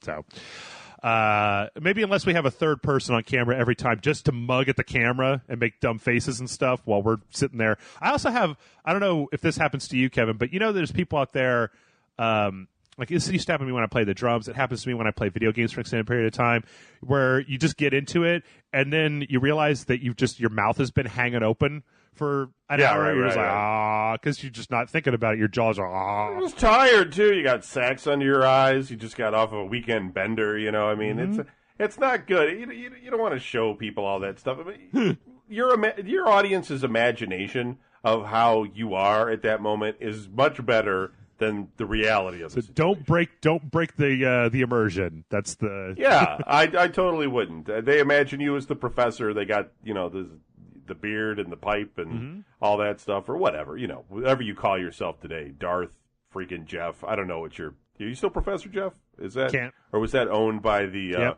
former Enterprise that took over the Death Star? Yep, I can't call myself that anymore. I don't mind if other people do. Seriously, are you really not allowed to? Oh my god! There is a. So you're just Jeff. Just Jeff. Is that, thank God. All there's a case to be made of saying that it's like you've created a character that has an art associated with it and a name that is kind of associated with it, so you can't do that. So what are you? Well, I'm just Jeff. And see, now we gotta have something. Everybody write in and they have come up with a new name for Jeff. They have. Oh, they have already. Yeah, okay, everybody, don't write in because Jeff isn't going to go with anything other than Jeff. The only thing that I've thought about was getting. You can go online and you can get. You can buy yourself the credentials to be ordained. So you can become there you go. So I could be Father Jeff or Reverend Jeff or His Holiness Pope Jeffington I or whatever, and it costs $30, I think, and you actually are ordained, so it's like nobody could ever take that away from me because I would actually be a minister. Like I could do marriages if I wanted to, or whatever. But jeez, oh well. All right. Well, next question here is from Sean, and Sean says, hey guys, this is the name is Sean, but on the site I'm Irish Spartan. Long-time listener of your original podcast, now this one, but first-time emailer. Love your podcast. You dudes are the classiest guys on the web. Hooah! Before my question, I must confess I've recently and repeatedly made the mistake of getting into comment battles with various fanboys about the PS4 and Xbox One on such wonderful sites as Yahoo and YouTube, and the level of incompetence is staggering. Okay, seriously, man, I think I know your problem, but note I'm getting both, so I don't have much of a bone in their fanboy fights. PlayStation fanboys are more manageable, but seem to be irked at the mention of the 360's past success or anything concerning the past, while Xbox fanboys will go crazy at almost anything, especially when you mention the specs. And he's in parentheses serious. It's kind of funny. Just post hardware specs and features of PlayStation 4 and Xbox One side by side with those subjective commentary, and Xbox fanboys will literally lose their shit. My question, finally, is what fanboy arguments or rebuttals do you find the most annoying when it comes to the PlayStation 4 and Xbox One? Also, do you prefer a subjective or objective fanboy argument? Thanks for answering my question. Sorry it's a bit long, but I felt compelled to set up the exposition to my question. Keep doing what you guys do best and stay classy, Sean. First off, Sean, I'm just going to say I would advise that you just stop this. I mean, troll them if you like, but trying to have any kind of serious discussion over who's going to win is, at this point, I feel like ridiculous. They're 8 years old. You're arguing with 8-year-olds. I mean, there was a time when I was a PS3 fanboy, but I would never. I mean, it's hard in the face of reality to have to be partisan about this stuff. Where when the PlayStation 3 first comes out, you want to be like, I'm a loyal Sony fanboy, and like the PlayStation 3 is so much better than the Xbox 360. It's going to win. It only takes you have to just start looking at sales figures, and you're like, well, that's not the case. Like you could say it's better all you want to, but it's not. I think when it comes down to that argument, it really is just going to be like it always is. Where are the games that you want to play? And then if you have the choice between the two, which ones look better and which ones have the better features? If Microsoft is able to get some kind of cool feature, or Sony's able to get some kind of cool feature that you want to use, that's the system you're going to get. Arguing about potential in game consoles is a huge waste of time. Yep. It's just there's no basis to it. It doesn't matter. It's like frankly, if you care that much, you just get both consoles. It's not like you have the exclusive. Like, if you get the PlayStation 4 and that guy's the Xbox One, you ain't stopping him from being able to get a PlayStation 4 as well. It's just stupid. Yeah. It's a dumb argument. People stop caring so much about your freaking up like hardware appliances. Who argues about which microwave is better? Right. You know what I mean? It just doesn't happen. It'd be hilarious if I went into YouTube and I was looking at to buy a GE microwave and somebody was on there saying this one's not as good as the Panasonic one that's got the 40-degree heat increment push button press technology on there. You guys are idiots if you buy this or something. I don't know. To me, it's gotten to the point, and I feel like some of it is probably just my age, where it's like I don't care anymore. Right. Who cares? Who gives a fuck? I mean, unless one of these consoles fails spectacularly, doesn't sell as good as the other one, but just is a colossal Saturn level of I don't even know what to compare it to. Just nobody buys it. For whatever reason, nobody buys it. They're both going to sell. Both of those, like the Wii U. Yeah, both of those. But even Nintendo has enough. They have enough cachet with the 3DS that Absolutely. it's they're not going out of business or anything. Right. No. Right. Unless there's some kind of gigantic, fucking earth-shaking, because you know what? You can look back at the PlayStation 3 and the Xbox 360. Both of those consoles have had irritating as fuck dumb shit that has happened with them. Yeah, absolutely. You remember the failure rate on the early 360s? Oh, yeah. Red Ring of Death. Or the price of the initial PS3, or the PS3 network getting hacked, or all of the shit about Xbox Live that's happened over the years. There's all these terrible things that you could make a case for either side, but at the end of the day, neither one of who gives a shit who makes a better case, because you could be if you are a PlayStation fanboy, to quote fingers here, PlayStation fanboy, an Xbox person could make the most reasonable argument to you about why you should buy an Xbox One instead of a PS4, and you're not going to listen to them. It doesn't matter. I mean, it's small world syndrome. It's like you think, so that person is saying things that is actually going to impact something that you enjoy. Yeah. So you feel the need to defend it. The guy says, PlayStation 4 sucks because only, stupid people like it or something. And then you immediately think other people are going to listen to that guy and be like, yeah, that guy's right. Yeah. I'm not, I was going to buy a PlayStation 4, but not anymore because he's right, stupid people. So you feel like you got to go in there and go, shut your mouth, man. You don't know what you're talking. I mean, it's just, think about what you're doing. You're wasting your life. Go do something more constructive. Play some games. Go play the console that you love so much. Why sit on a message board and battle? And the other thing, just to keep in mind, sir, is, when you talk about Yahoo and YouTube and interacting with people in comment battles, I want to let you in a little secret that I've learned after doing this for 3 years. You won't change anybody's mind. You will, no matter how good of an argument you make to somebody, it doesn't matter. If they, I don't know, I keep doing this, I keep lulling myself into this same place where you are, but here's just some advice for you. 99.99% of the time, the person you're talking to, it does not matter what you say to them. Right. You are not going to make them change their mind. And I know it's expensive, but just have both. Have both systems. Yeah. Because then you will not, if the guy's like, PlayStation 4 sucks, Xbox great. You're right, I have that too. Yeah. It doesn't, you know what I mean? Or vice versa. It doesn't matter. Yeah. Just, yeah. I have it. And at this point, it's not even really, in this current console generation, the consoles have such parity between the two of them that I don't even feel like you're going to be missing out on that much.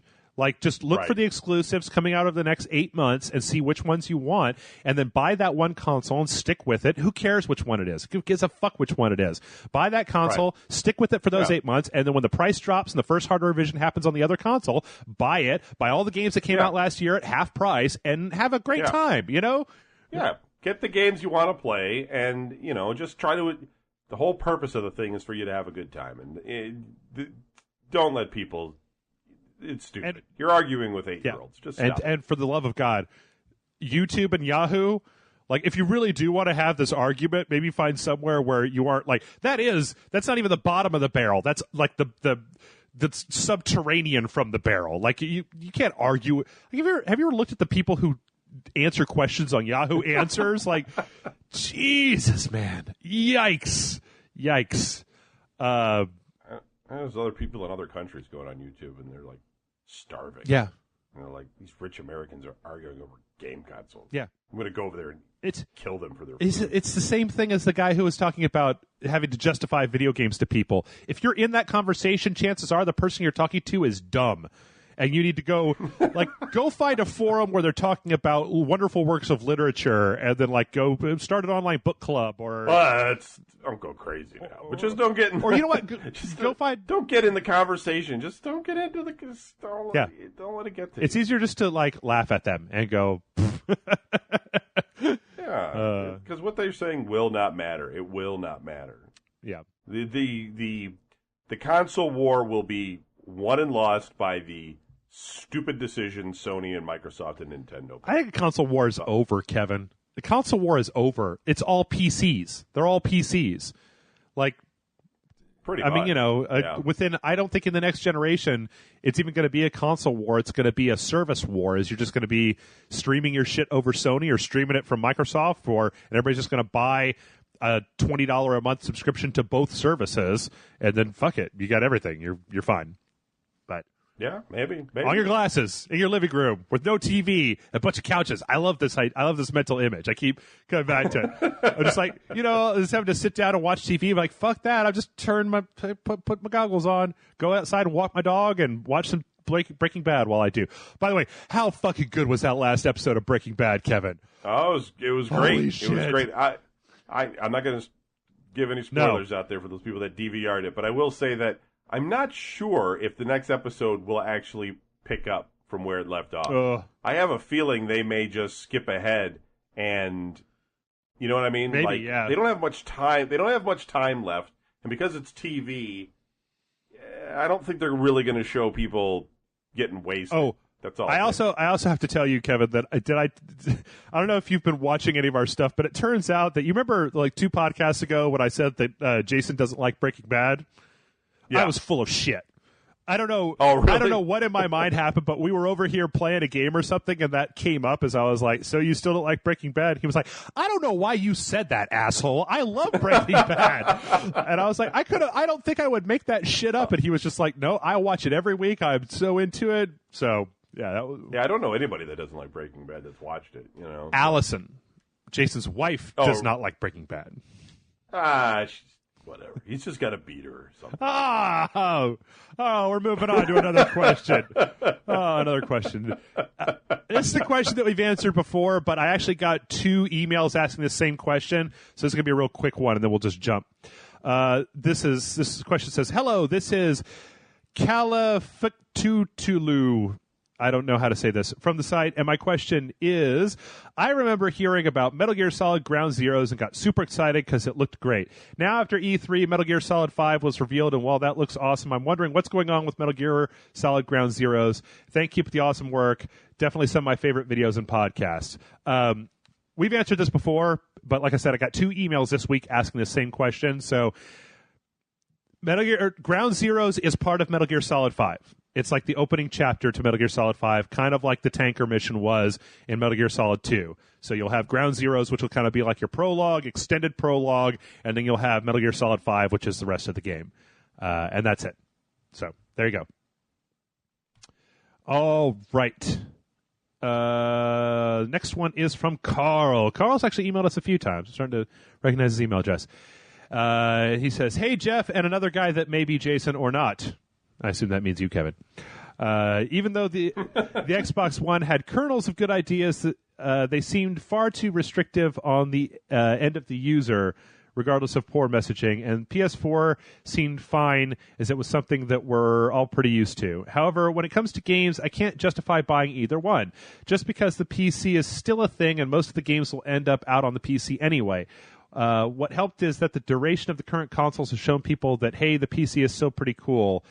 If you didn't have the restraint of the job at Rage Select, would you find yourself in the same sentiment? Rage on, Carl.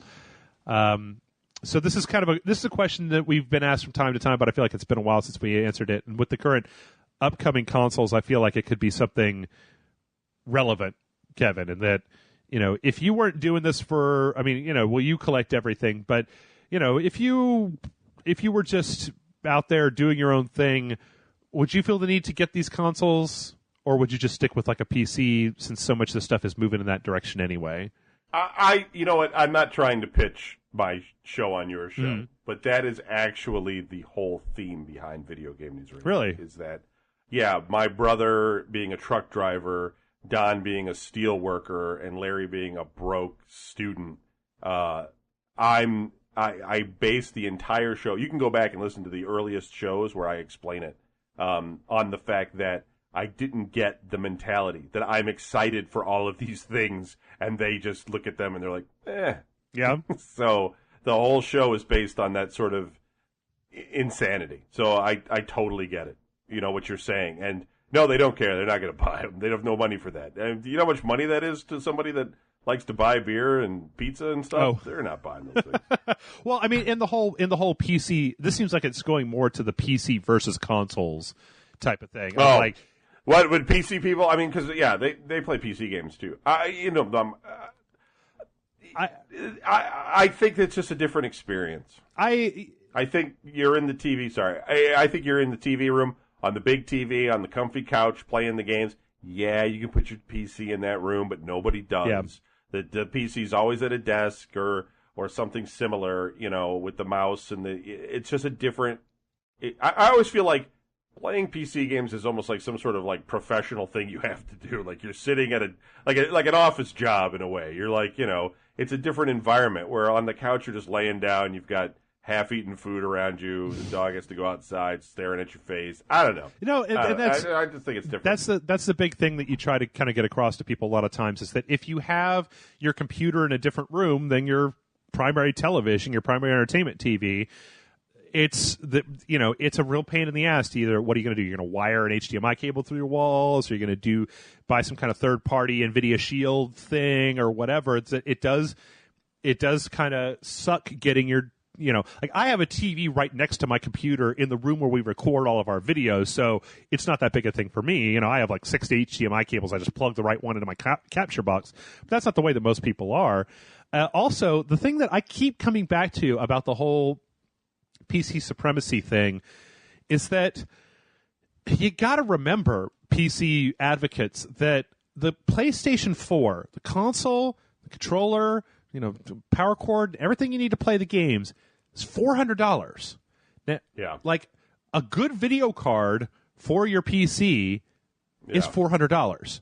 A decent video card for your PC is $400. Like if you can show me a PC that has the same amount of horsepower in it as a PlayStation 4 for $400, that not only that, but the other thing that you have to remember about PCs is that the development for PC doesn't give a fuck what you have in your PC. They keep developing this stuff for better and better systems to the point where I can't play games that look sometimes as good as they do on my PlayStation 3 on my PC just because it's a closed system that doesn't have to deal with all this different front end driver stuff and all that junk. Yes. It's just you pay. There's consistency in console games. You buy a game, it's going to work. That it was tuned to work for this system, and very, very, very rarely do you run into like frame rate issues or control issues or any sort of things where you have to adjust those sorts of settings. Yeah. And so the experience is much more turnkey. You pop the game in, you're playing, and it's okay. On the PC, yes, you can get a much better everything if you want to throw the money down for it. And you do have the potential to get a lot of games cheap through like Steam and some of those crazy Steam sales. Or you could be a pirate. But, you have then the fact that it's not as turnkey. I mean, there's just... There's work involved in it. And I mean, like, you know what? A couple of months ago, it's like 2 or 3 months ago, the worst possible time, I was sitting here, I was coding a video on my PC, just minding my own business, bam, power supply died. Like, I've had the same Xbox and PlayStation 3 for years, I bought one new PlayStation 3 several years ago when my OG PlayStation finally died, and I've had an Xbox 360 for a few years now, and neither one of those, I've never had a problem with them. Like, I mean, I've had, there's been games that have locked up because the games are shitty or whatever, but I haven't had to replace those consoles at this late stage in the game, and those consoles were $250 a pop. Like, they were not even, you could even get a good video card for that. And you know what? I had it was one of the standard retailers of power supply, and I tried to warranty or RMA it with them, but the thing is that my whole system was dead and I couldn't be without it, so I had to go to Best Buy and plunk down a couple $100 for a new power supply because I needed a power supply to be able to run my video card, to be able to play stuff on my computer. So yeah, there's more upkeep, and it's a lot. I mean, you look at like Skyrim all kitted out with all those HD mods, and here's this mod and here's that. It looks beautiful. I'm not going to say it doesn't look better, but at the end of the day, I think we have all come to the conclusion, right, that like good graphics wow you initially, but after a while, who gives a fuck is kind of even if it's for an entire game where you're just like, man, that was the best looking game I've ever played. You can't get by on graphics alone. So, the gameplay experience and the story and the voice acting and that kind of stuff all does factor in there. And a lot of that stuff is not affected by how good your video card is. It's how good of a game it is. So, yeah. I mean, I've always said that if you wanted to, you could probably get away with having one of the two consoles, like having a PlayStation or an Xbox, and then a PC to fill in the gaps on the other hand. But I don't know. Just like the previous question we were talking about console fanboys, I don't have any time to talk about like, whoa, why don't you have a PC? The PC is so much better, and it's like because it's real expensive and I don't have the money for it, and that's it. Like I've been meaning to upgrade my PC for like 2 years, Kevin, and every time I get the money, it's like you need to buy a green screen, fucking. No, I mean, video gaming is an expensive hobby. And, that's one of the reasons that it's kept out of the hands of some people for long periods of time. And, if you have a PC that's accessible, you play those games. A lot of college students, a lot of them don't have, desktop PCs. They get laptops that don't play video games really well, so they end up with a console in their dorm rooms or whatever. Mm-hmm. And, older people that are more professional or whatever you want to call it don't necessarily want to have a PlayStation in their living room because their date will come over and be like, oh, you're a kid. Nah, I'm leaving. So I don't know. So they play games on the PCs where I'm going. So it's just a different everybody's different. You could have everything. You could have one thing. It really just comes down to the games and not the hardware. Yep. Play the games. Yep. Which is why you have all of that gaming hardware and no games, right? Well, yeah, but that's a collection. I just got a game console from Thailand the other day. Is it the one that you were talking about in the last podcast? You didn't want anybody to go drive up the price on eBay for? No, that unfortunately that was the 3DO M2. What the hell is that? Successor. Well, 3DO, they originally had the FZ1, and then Trip Hawkins was building the M2, and they ended up selling it to Panasonic for $100 million. Mm-hmm. And Panasonic was going to release it. It was very close to release. There were prototype systems sent to developers that actually worked, and there was development discs, and there was a few like prototype titles out there, and then they just they didn't want to pay all the money to launch it, so they just scrubbed it. Really? They ate $100 million. Yeah, never released it. But getting one is a bit difficult. Is this not impossible? It's successor hard. To the 3DO?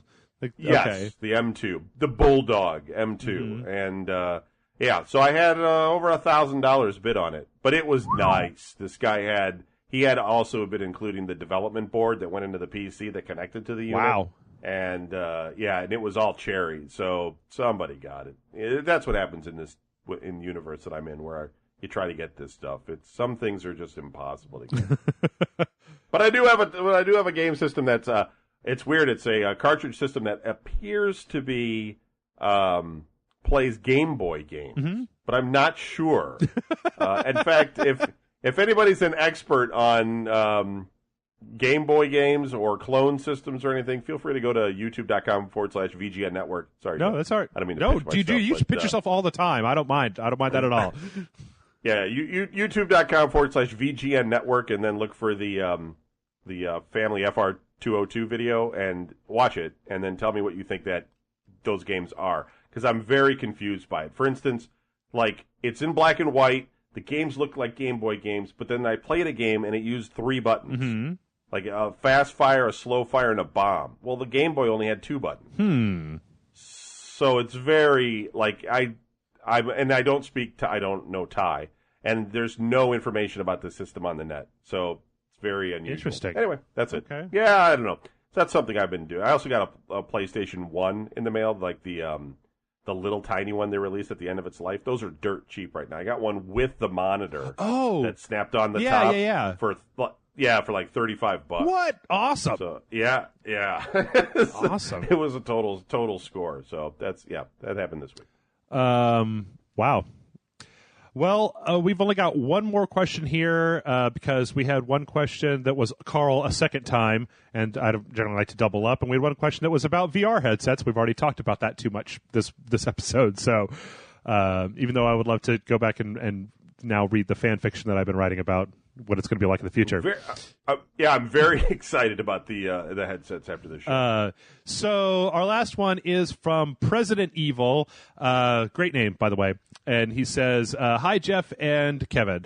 My name on the site is President Evil. I've listened to you since the first unnamed video game podcast, but this is the first time I've written in. You know what? I got to tell you guys, like, I do kind of keep track of this a little bit, but I'm such a sucker for whenever anybody starts out an email like that. I've never sent you guys an email before. I want to send you an email. I'm like, yay, hooray.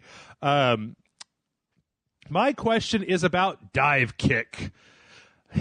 This is a question that's all over me, Kevin. So you need to revel. Yeah, I'm aware of Dive Kick, but I've never seen it, but I know what it is. Well, here, I'll read this question, then I'll tell you what happened, and then we can talk about it.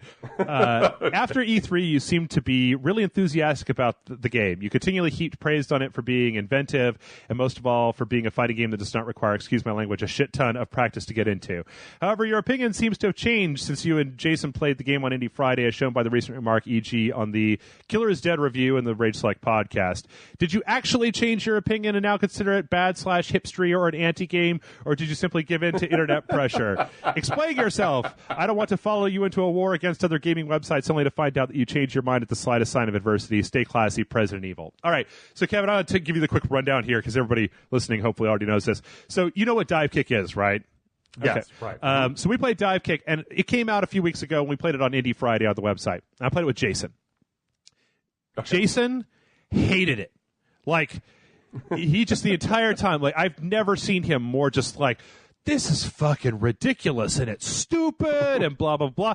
And I was like, damn, man, you really hate this. He's like, this is the worst thing that's ever happened. And like, fuck it. And I'm like, I don't understand. It's just kind of, it's a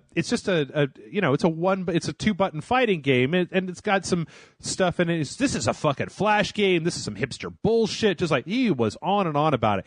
And I was like, whoo, boy, he didn't like that at all. So then we put it up on the website.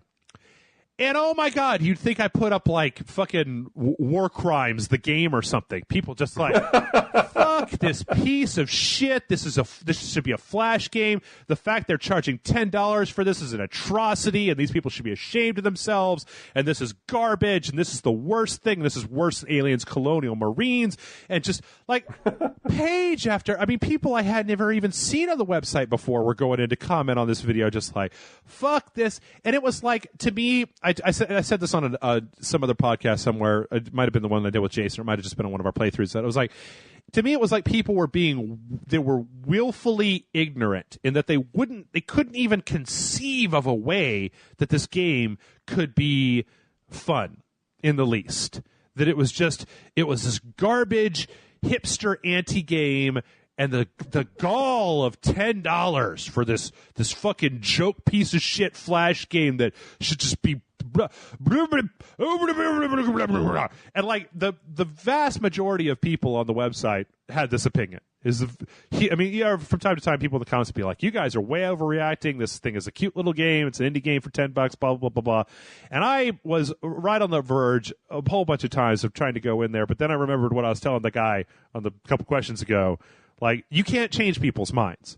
Like, if they look at this and they go, this is just a Flash game and it's shit, you can't tell them that We didn't get into the fact that there is a lot of, you can't talk to them about why it was made, or that what the psychology behind it, or the fact that it's $10 because it's got GGPO in it, which is like the net code that they used in Street Fighter to make sure that you can have a good online experience. You can't explain these things to people if they've just decided that it's garbage dick. They're just like, it's shit. And you can't say, well, it's actually really fun if you play it. No, it's shit. So, but there's a bunch of moves and stuff we didn't talk. No, it's shit. Like you cannot explain to them why it's not shit if they've decided that it's shit. And so Resident Evil, I actually really enjoy Dive Kick. I still pull it up and I play it from time to time. It's just that I don't have any interest in fighting against people who are not interested in even having, like, they've made up their minds are made up, and it's done. They all think it's shit, and quite frankly, it's like, you know, when you meet somebody that's real good at cutting people down and they're like, oh, you're super gay, man. Like, you could protest all day long to them about how you're not, but it's way easier just to go, yeah, I'm super gay and I like dudes. And then you continue having a conversation with them, because what they want you to do is they want you to fight back. Like those people that don't like Dive Kick, the worst thing I could do would go in there and be like, you guys don't know what the fuck you're talking about, because this could be like, you're jaded and you just like this. Like, one of the things about Dive Kick, Kevin, is that apparently when you get into like upper level tournament play for fighting games, the game isn't really about what moves you do anymore. Like, it's like kind of like weird upper level chess where it's not so much about the moves, because everybody knows the moves. They know the moves. They're good enough to pull the moves out. You know, just like you don't have to think about doing this super awesome tech move. You practiced enough. It's not about your fingers. It's a psychology game with the other person that you're playing against. You're trying to goad them into a mistake, or you're trying to get position on them on the board so that you can do these things so that you can win the game. Right. And that's what Dive Kick is it's not about like doing a fireball. It's about the psychology of trying to goad the other person into kicking at you or jump in the wrong direction so that you can get position on them so that you can win, because there's only one hit, there's only one move. I tried to explain that, and people were just like, Jeff, you're lazy. You just don't want to learn all the moves for a fighting game. You don't want to practice to be good at a fighting game, so you want to play this piece of shit game, and you want to convince all of us that it's really good so that we'll play you because you're too much of a fucking lazy pussy to learn how to do this.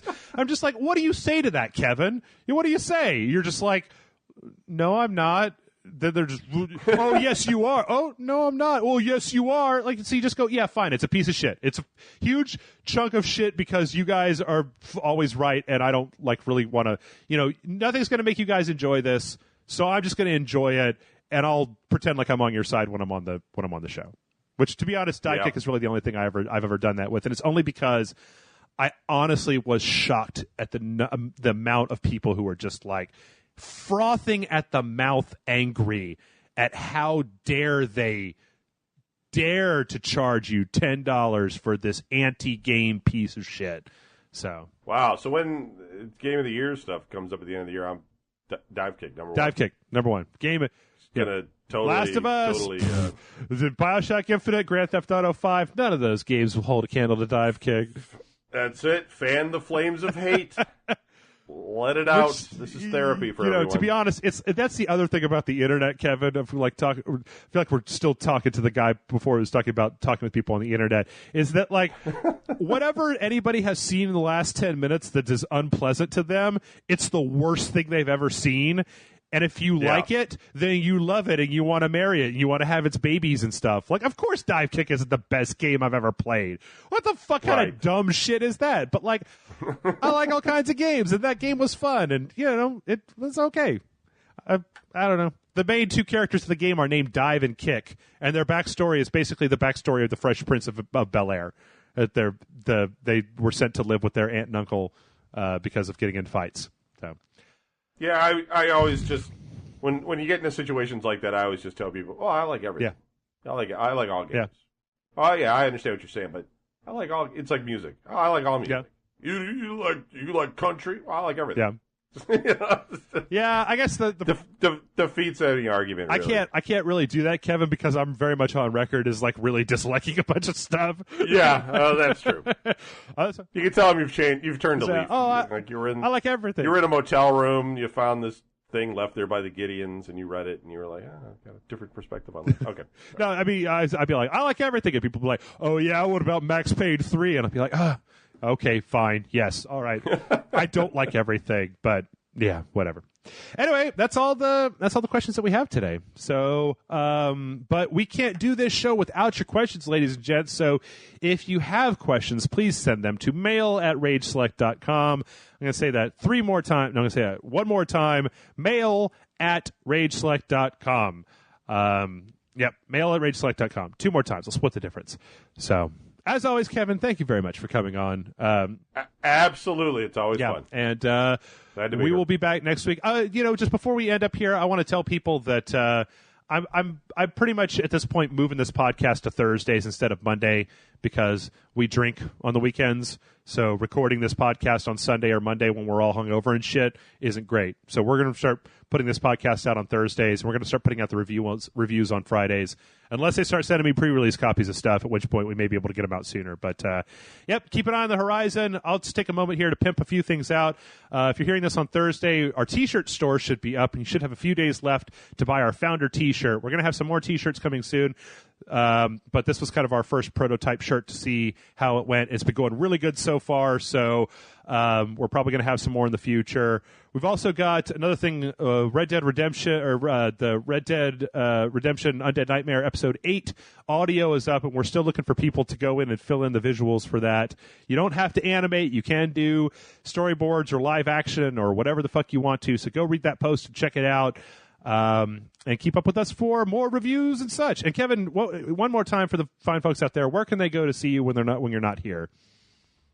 Oh, go to youtube.com/VGN as in Victor Greg Norman Network. VGN Network. All right, you heard it, folks. Till then, I'm going to go write some more of my Oculus Rift fan fiction because I can't wait. Can't wait.